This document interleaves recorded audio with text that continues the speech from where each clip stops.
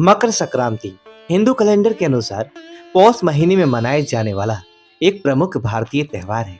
यह एकमात्र ऐसा भारतीय त्योहार है जो प्रतिवर्ष एक ही तिथि 14 जनवरी को मनाया जाता है। बहुत ही कम बार यह त्योहार कभी 13 जनवरी तो कभी 15 जनवरी को मनाया जाता है।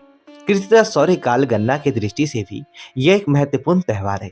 आज के दिन सूर्य भगवान धनु राशि से मकर राशि में प्रवेश करते हैं। प्राचीन मान्यताओं के अनुसार संक्रांति को एक देवी का रूप माना गया है जो कि प्रतिवर्ष अलग अलग वाहनों पर सवार होकर आती है। संपूर्ण भारत में संक्रांति का त्योहार मनाया जाता है और इसे विभिन्न नामों से भी पुकारा जाता है। कहीं पर पतंग उड़ाकर तो कहीं पर इसे तिलगुड़ खिलाकर मनाते हैं। लोहरी, पोंगल, सुग्गी, बिहू, मकर चैला और पौष संक्रांति इत्यादि संक्रांति के ही अन्य नाम हैं। संक्रांति से जुड़ी एक प्राचीन कथा के अनुसार संक्रासुर नामक एक राक्षस के वध के लिए परमेश्वर ने देवी संक्रांति का अवतार लिया था। संक्रासुर ने मनुष्य को बहुत ही परेशान करके उनके नाक में दम कर दिया था। देवी संक्रांति के द्वारा संक्रासुर नाम के वध किए जाने पर मनुष्य फिर से सुख शांति से रहने लगे थे।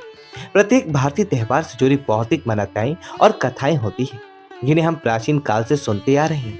हर त्योहार से जुड़ी कुछ बातें ऐसी होती है जिसे हमें करना चाहिए और कुछ बातें ऐसी भी होती है जो हमें भूल कर भी नहीं करनी चाहिए, क्योंकि ऐसा करने से त्योहार की सकारात्मकता समाप्त हो जाती है और इसका मनुष्य को विपरीत फल प्राप्त होता है। तो चलिए जानते हैं ऐसे वह कौन से काम है जो मकर संक्रांति के दिन किसी भी मनुष्य को नहीं करनी चाहिए।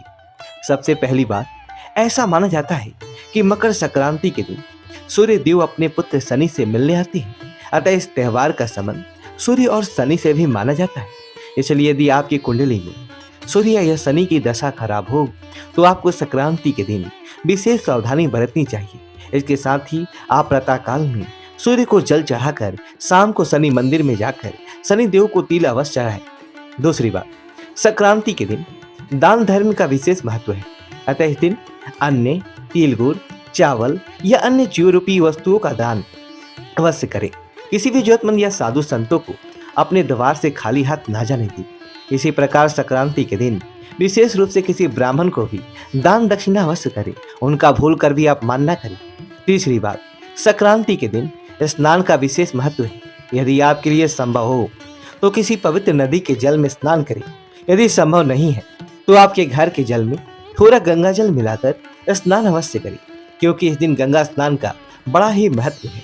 ऐसा करने से व्यक्ति सभी प्रकार के रोगों से मुक्त होता है और इसकी मनोकामनाएं पूर्ण हो जाती है।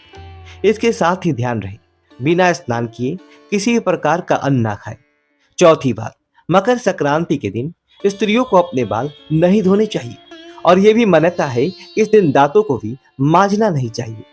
पांचवी बात, मकर संक्रांति एक पवित्र त्योहार है। इस दिन बाल और नाखून काटने की भी मनाही की गई है, इसलिए इस दिन ऐसा ना करें। छठी बात, मकर संक्रांति के दिन किसी भी प्रकार के तामसिक पदार्थों का सेवन कदापि ना करें। मांस और अन्य नशीले पदार्थों से भी दूर रहें। हमारी संस्कृति में त्योहार के दिन सात्विक आहार पर बल दिया गया है, इसलिए इस दिन किसी भी प्रकार का नशा ना करें और मांस का सेवन ना करें। सातवीं बात, अन्न का अपमान या नुकसान यूं तो किसी भी दिन करना योग्य नहीं है, परंतु संक्रांति के दिन इस बात का विशेष ध्यान रहे। आप जितना भोजन थाली में लेते हैं उसे समाप्त करें। भोजन को भूल से भी व्यर्थ ना करें, नहीं तो इसका असर आपके घरों पर पड़ सकता है और आपके जीवन पे निराशा एवं दरिद्रता आ सकती है। आठवीं बात, संक्रांति के दिन अपने आचरण और वाणी पर नियंत्रण और संयम रखना बेहद ही जरूरी है। किसी से भी अपशब्द ना कहें, किसी भी प्रकार के लड़ाई झगड़े में ना पड़े, अपने घर में सुख शांति बनाए रखें, तभी मकर संक्रांति का फल आपको मिल सकता है और माता लक्ष्मी आपके घर में अवश्य प्रवेश करेंगे। नवीं बात, मकर संक्रांति का संबंध सूर्य देवता से है, इसलिए इस दिन सूर्यास्त के बाद भोजन न करें।